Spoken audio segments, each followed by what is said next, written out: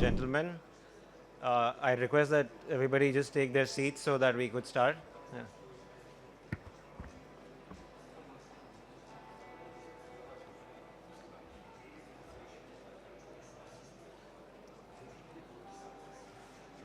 Yeah. We'd like to welcome you to day one of the Broadcast India Conference 2025, which is a part of the ABIS umbrella, where the world of broadcast, film, and content converges under one roof here at the Geo World Convention Center. My name is Shanawaz. I'm going to be your host for the next 3 days. I am part of the organizers Nuremberg Messe, part of the media and conference team. Just to give you a little background about Broadcast India, for over 3 decades, the Broadcast India show has stood at the beating heart of India's broadcast and entertainment technology industry, a platform that has powered innovation, driven collaboration, and showcased technologies that have transformed how India creates, delivers, and experiences content. From the early days of analog transmission to today's era of cloud production, virtual studios, AI, and immersive media, Broadcast India has been a constant partner in the industry's evolution, connecting creators, technologists, and storytellers. This year's Broadcast India conference continues that proud tradition, spotlighting innovation, intelligence, and inspiration shaping the next frontier of the media technology industry. Without taking further time, we can begin with the first session of the day. This is a panel discussion which is titled Impact of AI on Media and Broadcasting. Just a brief background on the session. Artificial intelligence is redefining workflows, creativity, and viewer engagement across the broadcast ecosystem. From automation to content personalization, AI is changing how media companies produce, distribute, and monetize content. Guiding this important conversation is our conference chair, Shri Sunil, who is president of the Broadcast Engineering Society of India, a respected leader who has championed technological innovation across India's broadcasting landscape. Joining him are a panel of distinguished experts, Mr. Rajat Nigam, who is head of technology at JioStar, Mr. Manoj Padmanabhan, who is head of business development, media and entertainment for India at AWS, Mr. K Jain, who is Vice President Real Image and the former DDG of Prasar Bharati, and Mr. Prashant Maru, who is Vice President Sales and Business Development at Saankhya Labs Private Limited. Together, this panel will be exploring how AI is transforming the future of media production, distribution, and broadcasting. I will hand over the stage now to Mr. Shri Sunil.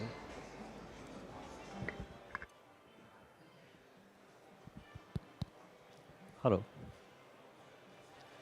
Good morning, everybody, and good morning, my dear esteemed panelists on the dais. A very important session today. AI is all pervasive. It's not only the media, it's in every aspect of the life where AI has made his intervention and the impact. And today, we give our own data, we set a set of algorithms to analyze our own data, and the way the things are happening, the AI platform is becoming richer and richer and giving a better decision. I will first come to the first panelist, Mr. Prashant Maru, who is the Vice President at Tejas Networks. We have been hearing of a very disruptive technology, direct to mobile broadcasting. There have been traditional means of broadcasting where we used to receive the TV signals from the broadcast towers. Now there are two things. There is a telco tower which is meant for one-to-one communication. There is a broadcast tower which is meant for one-to-many communication. The impact of the AI on these two is the convergence where these technologies complement each other. And before speaking much on that, I would like Mr. Prashant to briefly tell the esteemed audience about what is this D2M and how does it impact the viewers with this complementing technology. So I think, Prashant, you have some presentation for 5 minutes where you can give an insight to the audience on what is D2M, and then we can take on the questions. Yeah.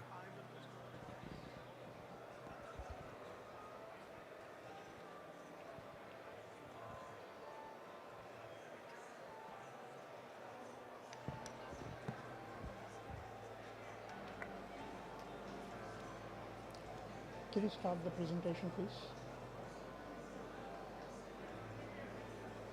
Perfect. Skip over to the next slide. Perfect. This is exactly what I was looking for.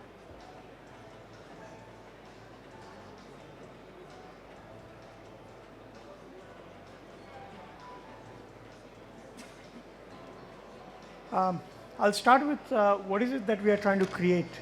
We are trying to create a network called the D2M network. Now the question is, what the heck is D2M network? It is direct to mobile broadcast network. The traditional networks broadcast content onto television sets and set-top boxes. In addition to that, we want to broadcast content not just to the television sets and the set-top boxes, but also to feature phones, to smartphones, to home gateways, to cars, to tablets, laptops, and any other kind of device in any form factor. Not just for devices that are inside your homes in a static environment, but also devices that are on the move, constantly on the move, whether it is a laptop, whether it is a feature phone or a smartphone. Okay. Is this better? Thank you. And what are the use cases that we are trying to enable? Some of the use cases that we are trying to enable are emergency alerts and notifications. We are trying to enable remote education. We are trying to enable public content broadcast for entertainment, for education or edutainment, live news, sports, so on and so forth. We are also trying to decongest the mobile networks. We are trying to offload congestion causing traffic like cricket or live news, whatever causes congestion into the telecom networks. We want to create an alternative. What we are trying to do is a horses for courses approach. Now what does that mean, horses for courses approach? Not all 7 billion people on the face of earth has a personal vehicle to go from home to office, from point A to point B. People travel in different kinds of modes of transportation, where people travel in cars, motorbikes, bicycles, planes, trains, automobiles, so on and so forth.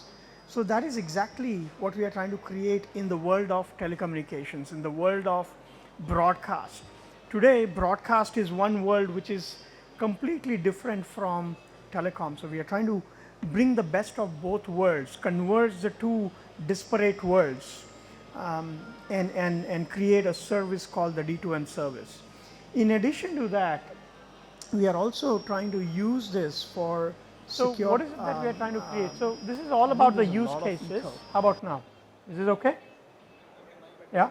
I'll probably try to use 3 microphones instead of 2.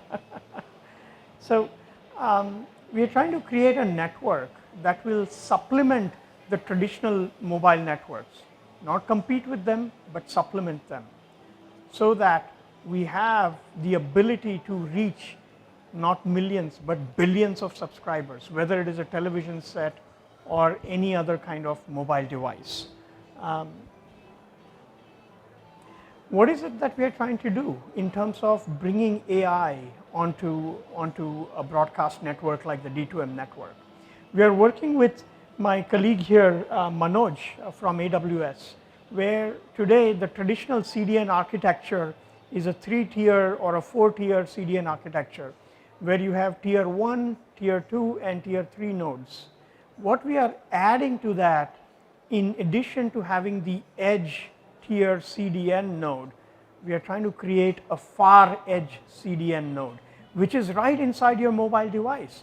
Today, as you can imagine, the cost of processors, the microprocessors inside the phone is dropping really fast. But in addition to that, the cost of memory is dropping even more faster than the cost of processor. So essentially, in one line, what I'd like to say is the cost of compute is reducing, but the cost of memory is reducing even faster. So we want to utilize that ecosystem evolution for the benefit of all kinds of use cases that I mentioned earlier. So what we are doing is we are bringing the CDN into the devices so that when we are fast asleep, all the viral content can be pre-positioned into the device itself. Today, when you log on to, let's say, Amazon Prime or Netflix, at the top, you will see what 10 contents are the most popular content. So those kind of contents, popular content, viral content, are excellent candidates to be pre-positioned into your device. Now, I could be a fan of sports, but Manoj could be a fan of news. So it makes more sense to pre-position content in my device to my likes and dislikes specific. So this kind of an architecture where we create a supplemental downlink and also use the AI into the mix, where the AI engine already knows what kind of content is popular, what kind of content is going to be viral. So all that viral and popular content we can pre-position right into the device so that the latency for seeking that content, pulling that content into the device is very, very low. In addition to that, so what I was showing in the previous slide is this is the traditional architecture. This is the traditional architecture, and this is the new generation push architecture using D2M. Addressing a larger set of devices instead of just the phones or just the televisions. We want to address everything. Why do we want to do it? We want to do it because the rate at which the data consumption is growing is exponential. We are today in 2025 at close to 35 Gbps, a GB per subscriber per month, and we are well on track to be a nation where we consume 75 GB per subscriber per month.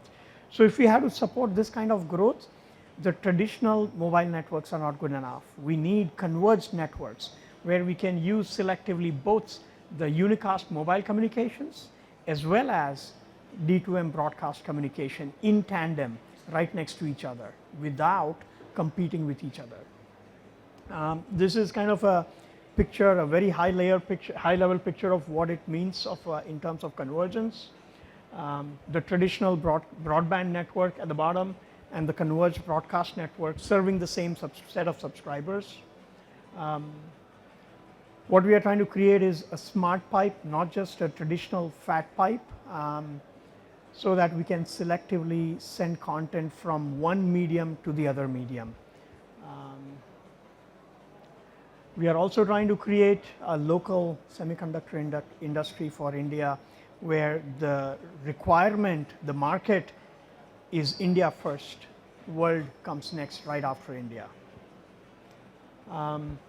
The AI engines will be right where they are today at the core alongside with the CDN cores. Further down we have the mobile and the broadcast cores and the converged RAN. Just some pictorial representations of this ongoing trial that we have in Delhi, the device types, laptops like I mentioned earlier, smartphones, tablets, feature phones, a whole bunch of receivers that we have already created. We have created a very a strong, robust device ecosystem where we have invited where we are collaborating with all kinds of device manufacturers already, and prototypes are already available, ready for mass production, so on and so forth. Other kinds of devices that are already ready for production, and that's it. Thank you. Over to you, Sunilji. Thank you very much. Thank you, Prashant. I have a question for you. Absolutely. You have given a very nice presentation Thank you. on this disruptive technology. Now, what is the role of AI in this D2M, and how can it benefit the end user? Sure. So, if you can briefly sum up. Sure, absolutely. A very valid point. So, like I mentioned briefly earlier, today AI is very, very intensively used by Amazon and Akamai for their CDNs. You already see what are the top 10 most popular content, which is actually just a simple output. What we are trying to do is we are trying to create all these huge AI models that is the trend. We are not trying to do that. What we are trying to do is what is already available today. What is available today in terms of AI models, what are being used already for telecom networks. We want to bring in the same AI models and make them work seamlessly with converged networks, with D2M and mobile networks seamlessly. That is one example. The other example that we are trying to enable is about 350 million users in India still use feature phones. It's not possible to download huge AI models which require 20 Mbps of connectivity between the feature phone and the network. That's not happening today for these 350 million users. So how do we enable AI for these feature phone users? We enable them by creating AI models that can be downloaded over a broadcast network onto these millions of receivers, the feature phones. They are extremely light. They don't need a big fat pipe connected to the mobile network.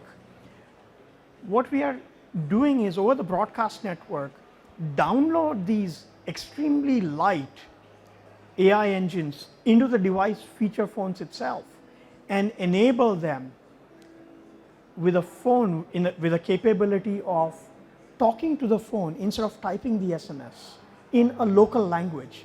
Those are the kind of things that we are trying to enable using AI. Thank you. Very nicely answered. And I'll just like to brief the audience that this is a indigenous technology developed by IIT Kanpur with the chips designed by Saankhya Labs, a totally make in India product. World over, the economies play like this. And to give a very live example, the cost of an iPhone, which is around $1,000, there is a factory in Chennai which employs around 50,000 people. People say, yes, it's a great factory, it gives a lot of employment. But what is the value addition that it offers? It is hardly 10 to 12%.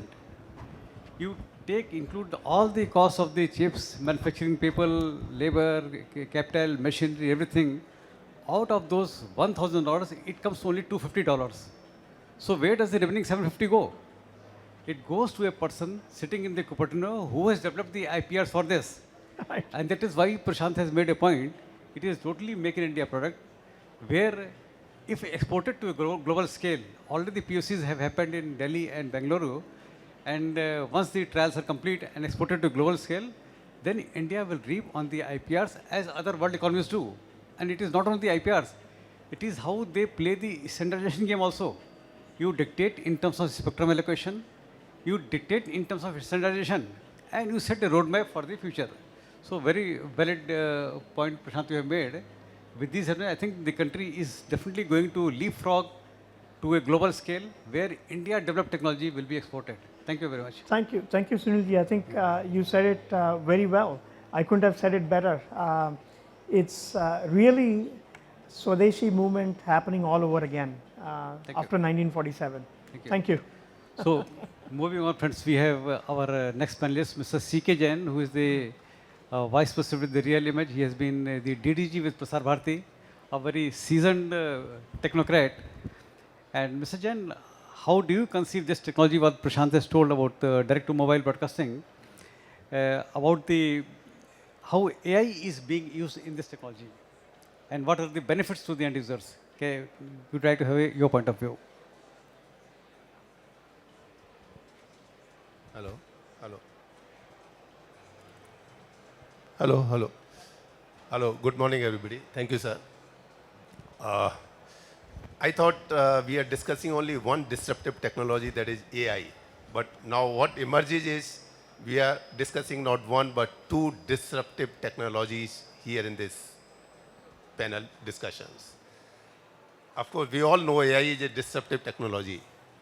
But what emerges today is D2M is even greater disruptive technology that is already in place or likely to be rolled out sooner than we expect. So let me come back to the question. Already I think Mr. Prashant has briefly or elaborately, I would say, touched upon that AI can play a much larger role in D2M as well. But let me tell you, AI can be, like in any other technology, can be used in D2M for spectrum management as well. What I think everybody must have understood that D2M is primarily a terrestrial technology in a way, like it used to be earlier. It is not like telecom technology, and it is primarily broadcast technology. Now it uses a broadcast pipe, which is can be of 8 megahertz or in multiples of 8 megahertz to increase the capacity of the D2M network. Now, depending on the content that has to be broadcast to the user, or depending on the devices that is being used, the spectrum management can be done through AI. This is one of the very important application of AI in D2M. Simultaneously, AI can also be used because, as he pointed out, the telecom network is choking, especially when there is some important event happening. Let us say when you are watching a cricket match. So most of the time it starts choking the system. That is where the AI can play a very vital role, where you can offload the network of telecom into the D2M network. So you have two pipes coming onto your mobile or on your device. It could be any device where, with the use of the AI, the pipes can be very, very efficiently used to cater to the requirement of the end users. So, very well said, Jain. And just to take his point forward, I like to say, see, even if people are sitting in the cricket stadium, they are seeing the live match in front of them, still they will log on to their mobile to see the finer details. And if that happens, you see, whenever there is any important event in the city, all the people, most of the people will be hooked to their mobiles. Video, the mobiles carry, the data carries 70% or more than that, the video content. So in that case, when the clogging takes place, even if 70-80% of the video can be offloaded to the D2 network, that will ease down the congestion and your call drops will start improving. That is one. Number two, you see, when the mobile users increase, suppose today there are 1 lakh users and you have got 1,000 towers. When there will be 2 lakh users, the number of towers will have to be increased. So this will also avoid expansion of the telco networks or wasteful infrastructure. So a very nice, very nicely considered Mr. Jain on the amount of the money saved or the how economical it is when we have this technology. It will reduce the expansion, unnecessary expansion of the telecom networks, and still give a better quality of service. So that's it. I switch on to Mr. Rajat Nigam, my next colleague panelist, who is the head of the technology of the biggest media network in the country, rather the biggest at global level. So, Mr. Rajat, how much is your consideration in adopting AI in JioStar? Thank you. Good morning, everyone. I guess I'm audible. So, thanks. So, as you can see, we come from that era when the intelligence used to be natural. So, right now we are talking about artificial. And so, as in any other organization at JioStar, also artificial intelligence and the tools associated with this are being explored, the right tools identified for the right purpose. Having said that, I would have a bit of comment about why this whole buzz. If we track back the journey over last 8-10 years, actually it all emanates from data. So data, big data analysis, machine learning, and then the AI. And then the next is Gen AI. So AI has been there for all these whiles. And even before 1 decade, if we go back to 2 decades back, I guess this OTT is impacting the linear. Let's say.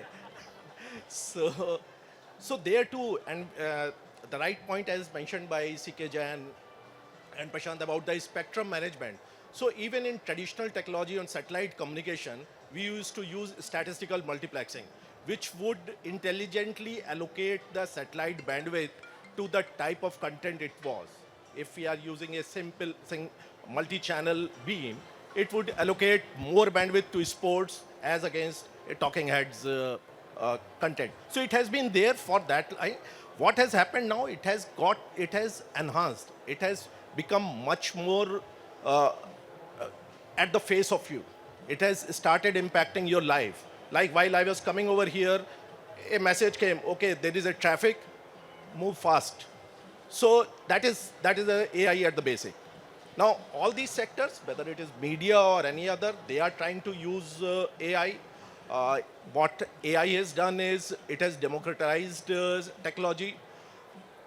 What it means is the experience becomes at risk. All the experience, what we are having of 30, 35 years is at risk. What matters is what we understand. Anybody having 3 to 5 years of experience is as good as we are. So the low code, no code, code technologies. So there are so many citizen developers that we say, which are available in all the organizations. You don't need software engineers to start coding. That is what AI and the technology that has done. So with respect to my organization, JioStar, yes, in all walks we are sort of exploring, be it on enterprise application system, whether it is legal system, HR systems, or for that matter, revenue systems. Like recently, a few of you would have seen, we have rolled out Moments AI, wherein the content is automatically identified with moments and the advertising at the relevant advertisement gets streamed automatically. So those are the things which are all possible. The scope is high. A lot of organizations are in real POC stage, I would say. How to scale it up, that is something which we all have to work on. Thank you, Rajat. Very well said. And that is how we see AI, inclusion of AI in the content production is improving the efficiency and making customized or tailored content for the audience. Moving on to Mr. Manoj Padmanabhan, who is heading the Amazon Web Services here in India. Mr. Manoj, how is AWS helping media and broadcasting companies unlock the real benefit of AI? I was fortunate to be in one of the panels at IBC, and a wise man said there that if AI is the paintbrush, human intelligence and intuition is the artist. So good morning, everyone. I think that's a very valid statement, and I completely align with the panels. Thank you for having me here. AI has been behind the scenes for a long time, like what Rajatji mentioned, but now it has come to the face of it.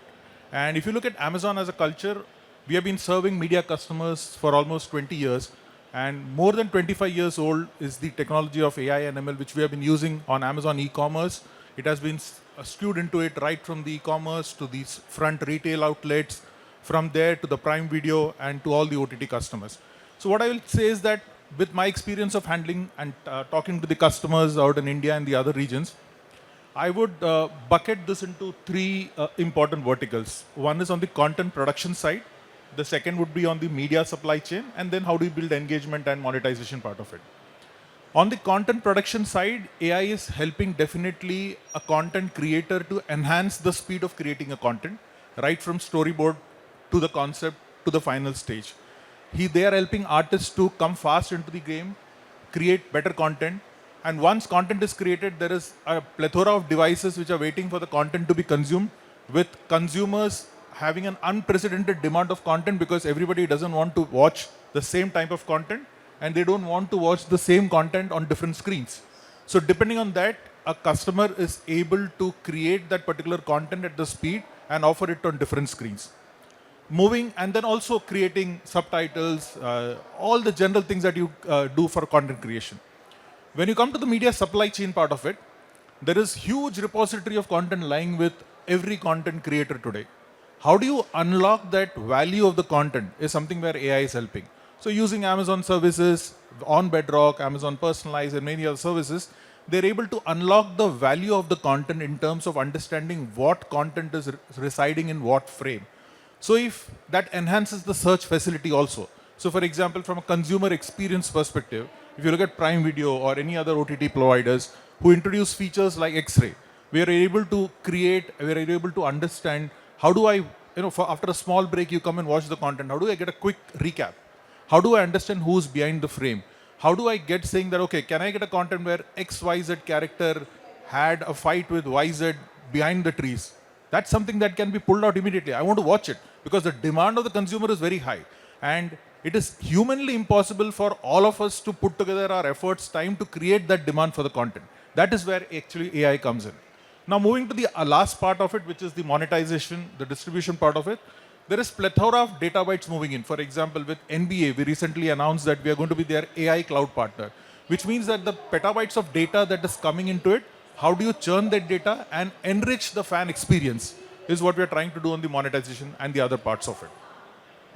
Very well said. So we see how the inclusion of the AI again unleashes the customization perspective of the content. Moving on to Mr. Prashant. Now you spoke about this D2M. I'm coming back to the same thing. We have 4G, we have 5G, and now coming 6G. These are IP standards. So what is the need of the D2M once you have got these protocols? Is D2M also a IP-based protocol? That is one thing.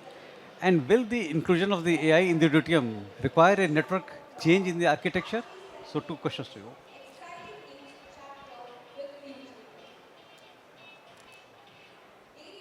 Can you hear me? Okay, all right.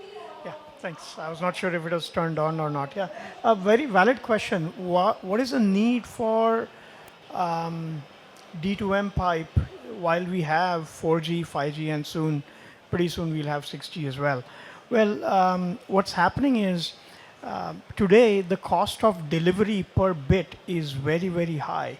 As we go from 2G to 3G to 4G to and now 5G, the size of a cell, the coverage area has consistently reduced.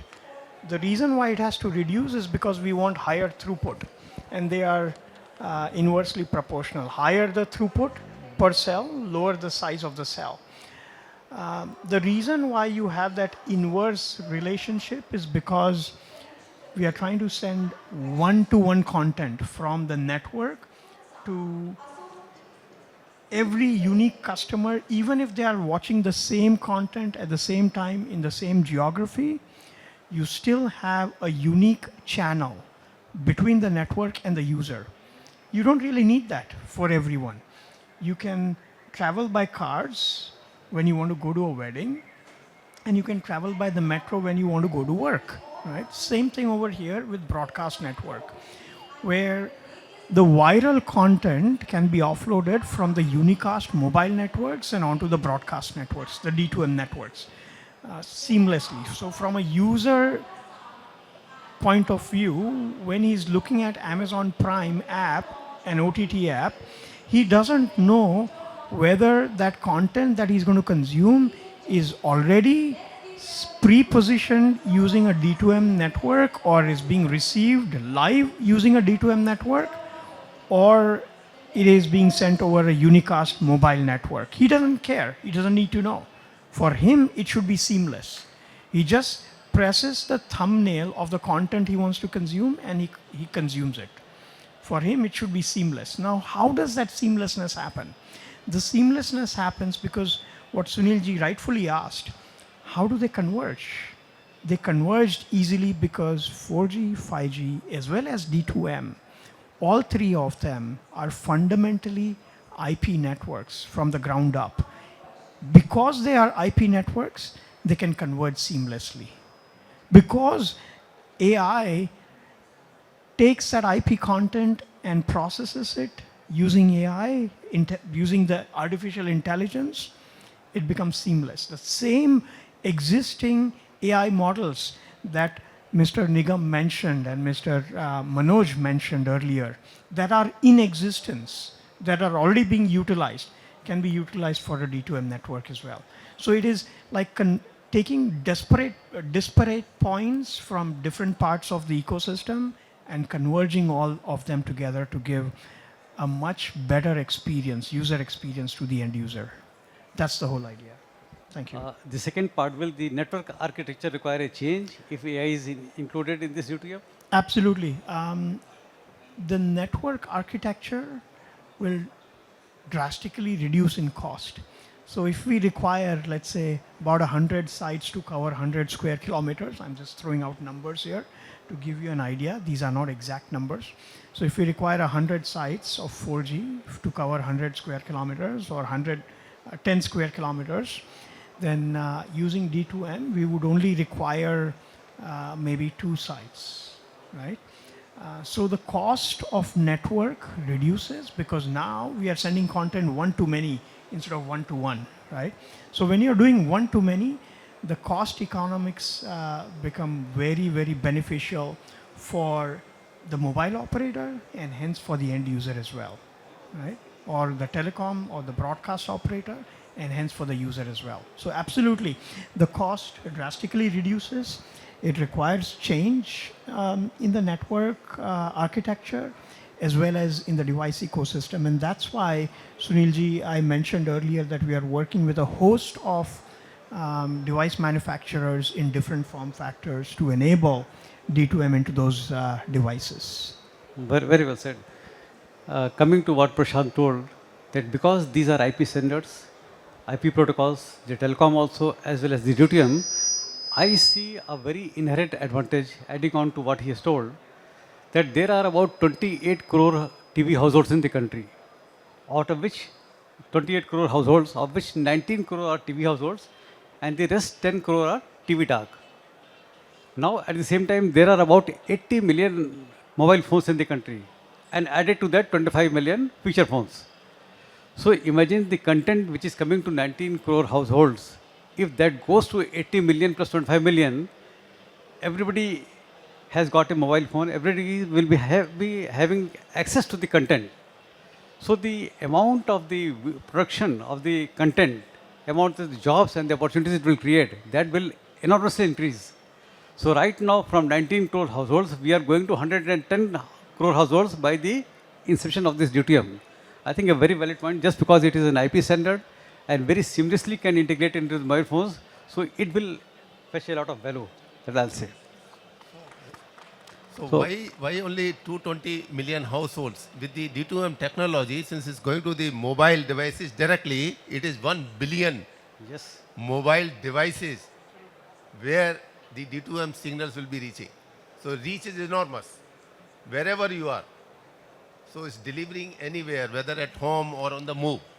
That's the strength of the D2M. So it's reaching, if there is 1.5 billion population, 1.4 billion in the country, I think everybody would be having a mobile, whether smart or a feature phone. So D2M is capable of sending content or broadcast content to all the mobile devices. That's the strength of D2M. So, thanks to AI for this, making this convergence possible and increasing the visibility and the consumer experience. So, coming back to Mr. Jain, you have been a production man. So, how do you see the utility of the AI in production and operations as far as the broadcasting facilities are concerned? Okay. So I think this question has been very widely covered by Mr. Manoj Padmanabhan.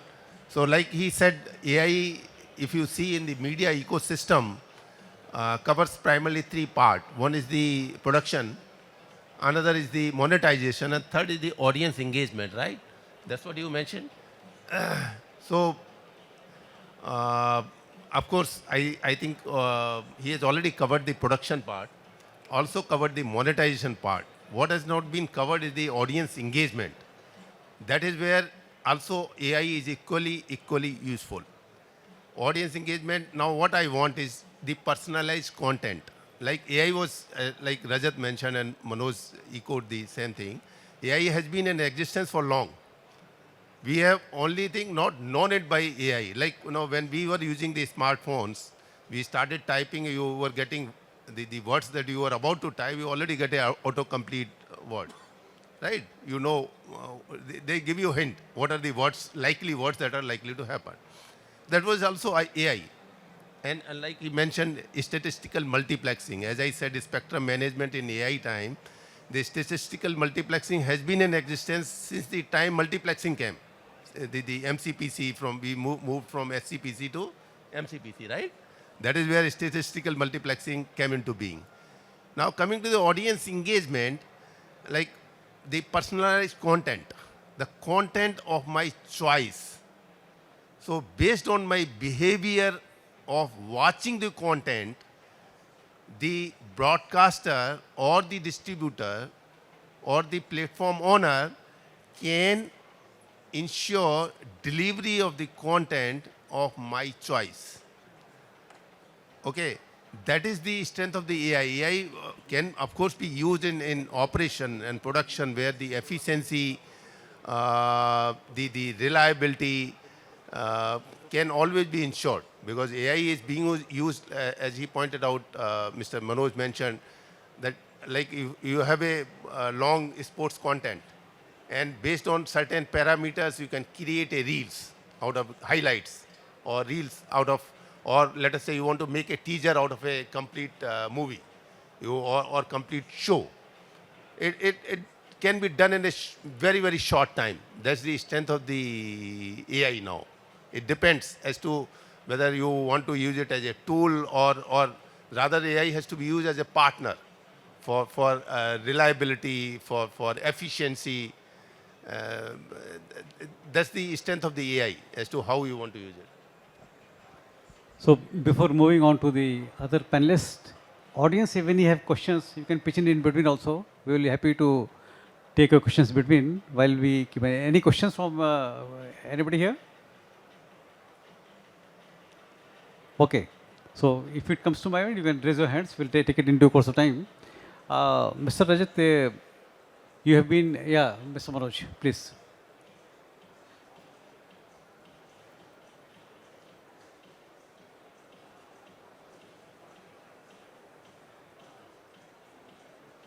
My question to Mr. Rajat Nigam, with AI taking on more creative and editorial roles, how do we draw ethical boundaries in news journalism, or the content part of it? Yeah, very well. Yeah, very, very valid point, and that's wherein the guardrails become important. See, AI is at best the tool. These are the tools which you have in your hand. How well you use it all depends on the person. The point with respect to the news journalism, yes, whether it is news or even sports, if we say, technical solutions could be there, wherein you could have your popular news anchor, you could develop a avatar of it, and the show could continue going that. But then in a real scenario, you get connected with that anchor. Similarly, on the sports commentary, you could have Ravi Shastri or Sunil Gavaskar speaking, you could clone the voice and you can provide the commentary. But then you are playing with the sensibilities of the audience. That's where in the guardrails become important, where to protect that, and that's wherein the human intelligence comes into play. Rajat, I will augment that question. As a technology head of one of the biggest broadcasting houses in the country, you have been handling sports, news, entertainment, and all the sectors. So, can you identify the challenges, some top 3 challenges, which come as a fallout of the inclusion of the AI into these services? Okay, so when we talk about news and sport, these are more workflow driven. So wherein you need to move faster, carry the content, that's wherein the AI technologies come in, be it in terms of traditional way of compression. The entertainment is wherein the AI could be used to generate the content, be it for promos, be it for script generation, etc., etc. Now, these are all possible things. The guardrails become important. And when we say guardrails, so the biggest challenge or one sensibilities that we all who are part of this ecosystem should be worried about is the security. The data security, the fake content, which are every day we keep seeing those. So that is one of the biggest challenge of this AI ecosystem that we have. Second is the cost, because all of these tools, they don't come free. Nothing is free as such. It comes at a cost. There could be a direct cost, there could be an indirect cost, there would be a cost of compute. The cost of compute is going down, as Prashant said, but then your demand of compute is also going high. I read a few weeks back in United States, the energy bill has risen by 10% over last 1 quarter. Why? Because lot of load on the data center and all coming at the behest of AI. So that becomes another component that will get translated onto whether the media houses, professionals or individuals. So that remains the same. And the related point, the challenge, and which comes more as a responsibility, is the carbon footprint. The carbon footprint is increasing because of the democratization of this technology. It's the flip side. Everybody wants to do everything, which has an impact on energy. It has got impact on the physical footprint available. And that is wherein the discipline need to come in. And we all are part of that ecosystem. How many of you are taking photographs and sharing with each other? That's also in a way adding to that carbon footprint. It doesn't have any consequence. That's wherein we all need to be a bit more responsible on that. And that is the challenge we all need to cater to together. I think we have to be very ethical in our considerations in adopting the AI and address the challenges coming along with it. Manoj, I'll put a last question to you. At the end of the day, it is the revenue and the business opportunities for any broadcaster or any publisher house. So Amazon Web Services, AI services, how do they provide the opportunities for the broadcasters and the publishers? Sure. I think at the end of the day, we all need to make money, because if you don't make money, everything is a fairy tale. So let me just classify this question of monetization into 3 buckets. Bucket number 1, I'll call it as where you do the subscription part of it. Then there is advertising, and then there is any other way where you distribute the content or you try to have a commerce inbuilt into a commerce. So for building commerce into a video, you definitely need to understand what part of your frame can offer what thing, so that the right tagging can be done to enable that content. So that is where and understanding what is in each frame is humanly impossible for some person to go through every frame, which is where AI comes into the picture and you build a commerce-based platform on top of it. Second comes the subscription. To enable subscription, you need to increase the lifetime value of the consumer. To increase the lifetime value of the consumer, let's work backwards. How do you increase the lifetime value of the customer? Jain Saab mentioned about the personal engagement that you can do. So at Amazon, we have been helping customers to build the lifetime value by making the customers engage more to your content.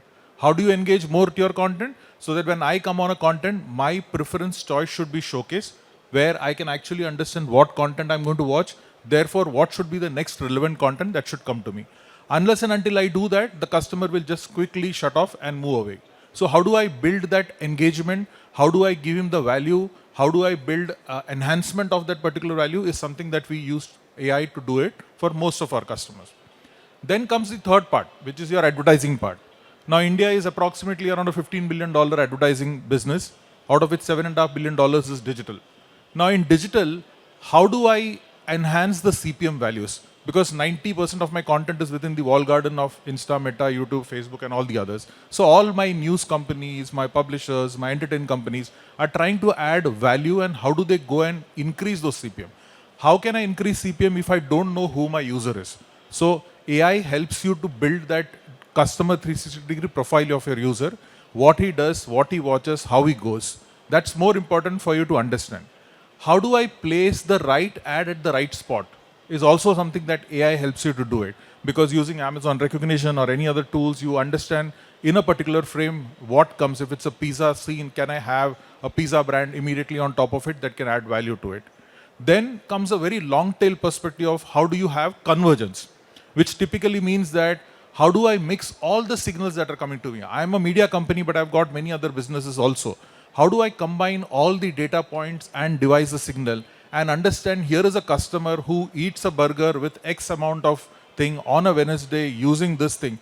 If I understand more about the customer, and if there is an advertiser who really wants to target that set of customers, which is where AI helps you to develop a clean room. You go there using Amazon Clean Room or any other clean room services.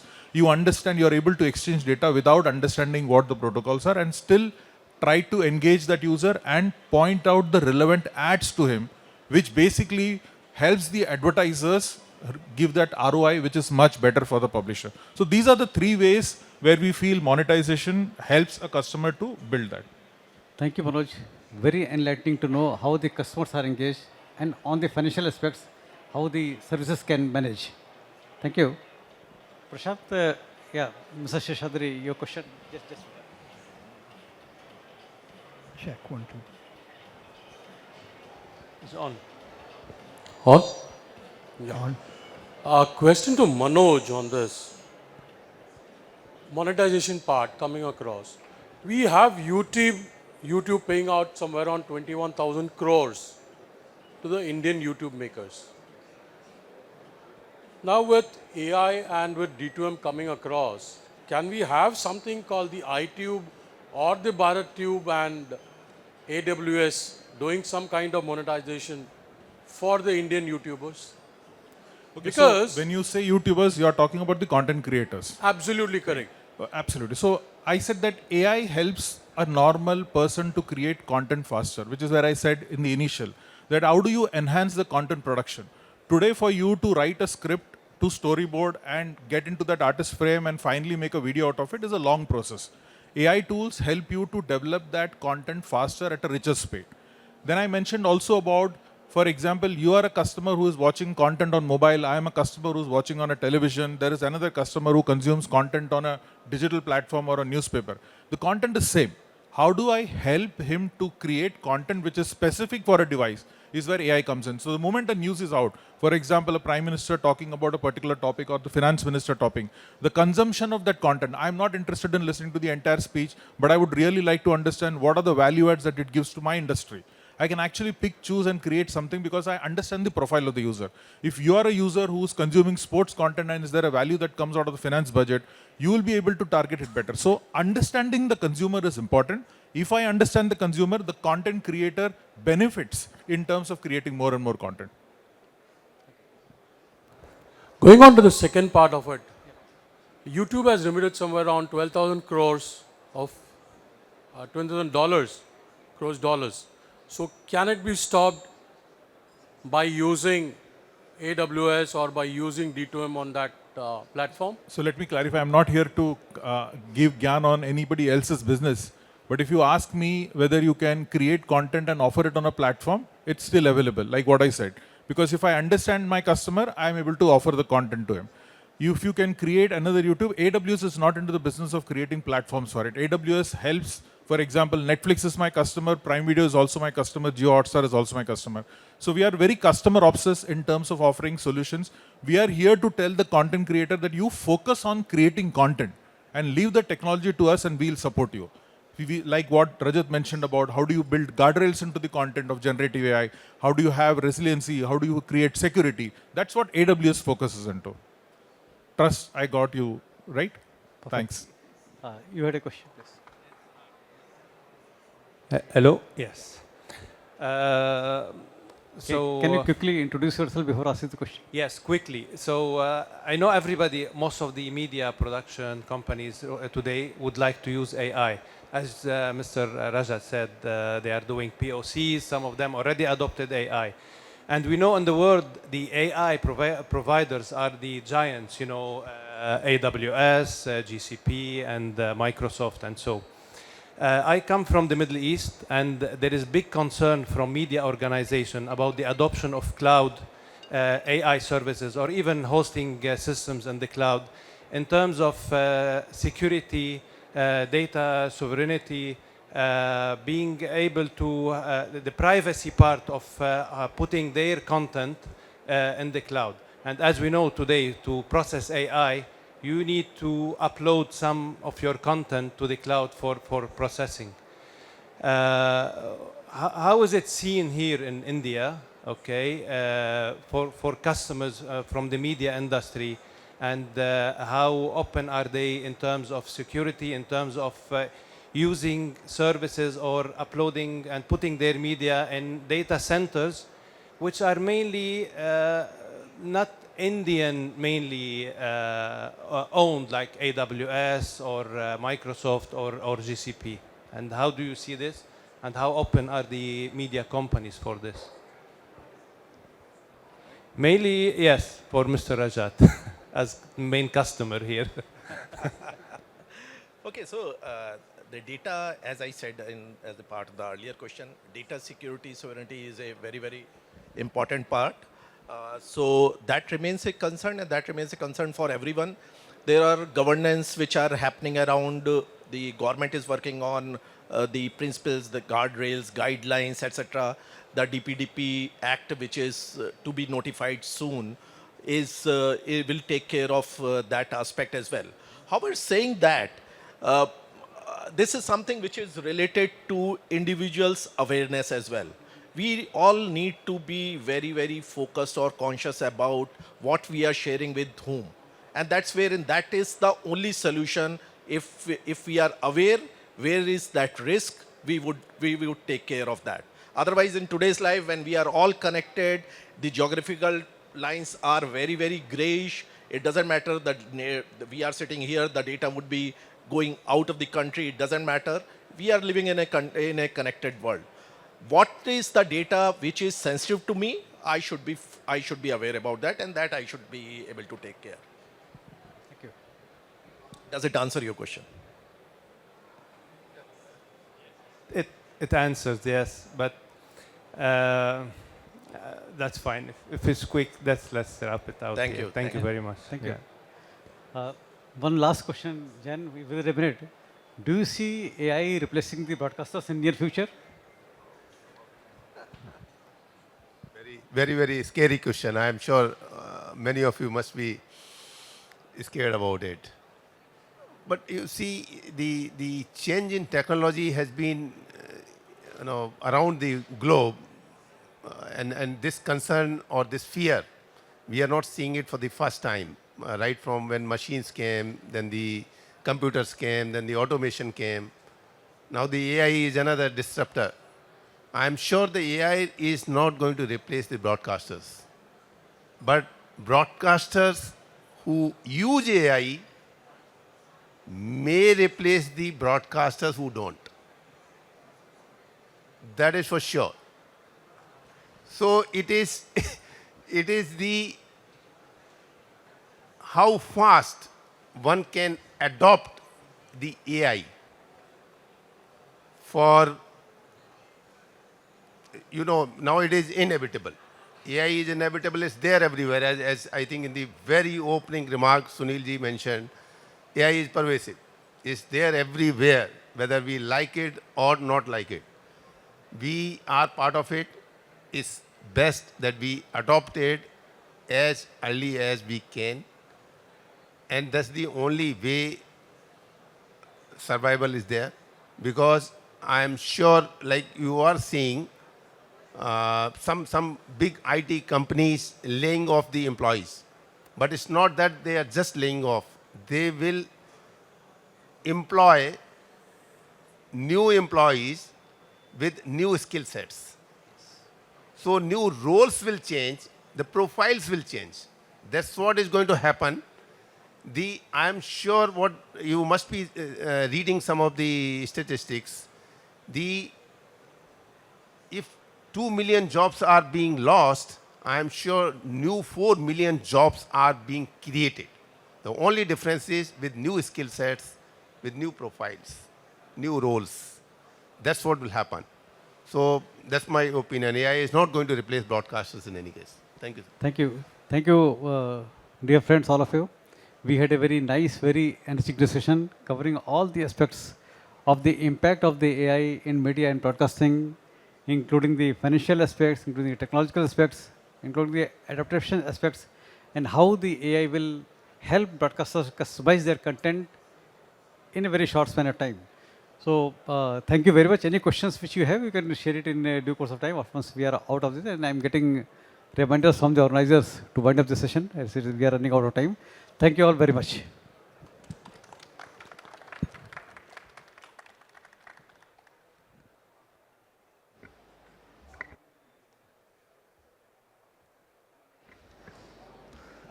We'd like to thank all the panelists for being here, taking us through this interesting discussion.